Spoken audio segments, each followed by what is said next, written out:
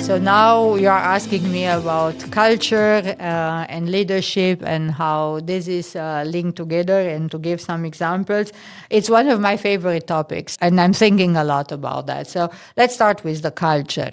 There was somebody, I don't recall who, saying that, you can copy everything, but you cannot copy the culture of the company.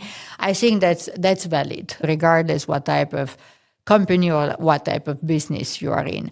Now, the culture can be stronger or less, depending, also how long time that culture had to be mature in a company, so how old or young the company is. But I think every company, a startup unto the most mature companies you can imagine, they have their own culture.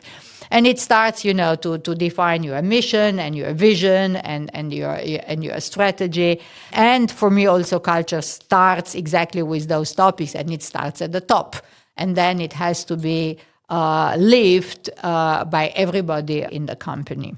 Not understanding the culture of the company can be very risky, both for you as an individual, but also for your, for your team, for your superior, or if you are the CEO or you are in the board of such a company and you don't understand the culture of it, it might also lead to bad decisions, or to lead to the fact that you cannot execute your mission. So why you are in this company? Because the company will somehow reject you if you are very far away from the culture of the company. Now, bringing new impulse in and evolving, the culture is not something which is static. It's super dynamic, so it has to evolve, and it is evolving. It evolves first with the generations. We have a lot of youngsters in our companies. They bring with them a completely different culture. They bring with them another life philosophy. They shape the culture.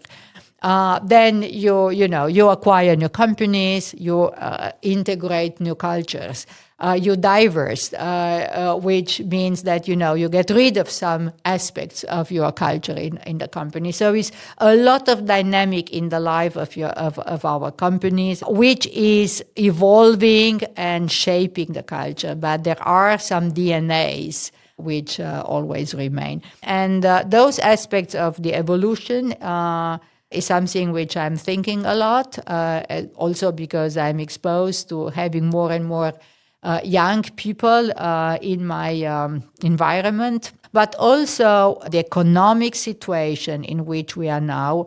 It's also shaping the culture of the company. I see more and more how we are moving away from that culture of well-being, for instance, which was so typical for the 80s and 90s. And in this very tough economic environment, we go toward a more assertive culture. And maybe that is needed. I have no judgment on this, but I see the shift. And it's difficult maybe also for the people who were, grown up in that well-being type of culture and now being confronted with something which is much more assertive.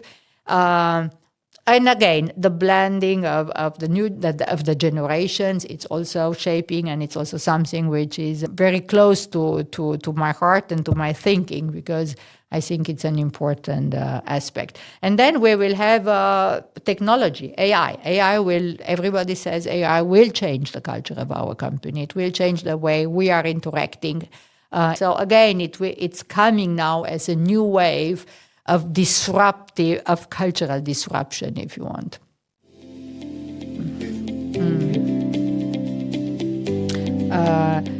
So the risk with too much virtuality, I see several risks. So let's start with the people. We talk about culture and cultural shifts and cultural evolution. This virtual culture is good, is bringing a lot of flexibility in the working environment, is improving the work-life balance. It has also some drawbacks. Only virtual is not good, especially in we are talking about our type of industry, where handshake is important, where people relation is important, and also where the customer expects to be visited If we say that we are a customer-centric organization, which most of the organizations claim that they are, then it starts with how you interact with your customer.